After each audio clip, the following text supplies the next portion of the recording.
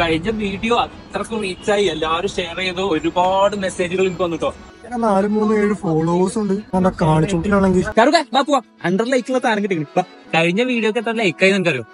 36 എടാ അത് ഇന്നലെ, ഇന്ന് 43. ഇങ്ങനെ പോവുകയാണെങ്കിൽ എനിക്ക് കുറച്ച് ആക്സസറീസ് വാങ്ങേണ്ടി വരും. സെലിബ്രിറ്റീസ് ഒക്കെ വാങ്ങുന്ന ടൈപ്പ്. ആദ്യം ഒരു ഹെഡ്സെറ്റ് മസ്റ്റാ. ആക്സസറീസ് അല്ലേ? ഡീൽസ് അറേബ്യന്ന് എടുക്കാം. ഡീൽസ് അറേബ്യ എന്താ? എടാ അതറിയില്ലേ, അതൊരു അടിപൊളി ആപ്ലിക്കേഷൻ ആണ്.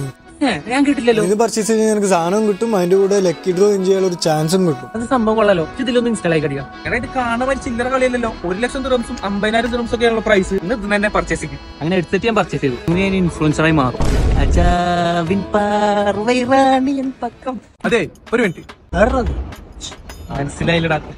എവിടെയോ ചെക്കന്മാർ റെക്കഗ്നൈസ് ചെയ്ത് തുടങ്ങി.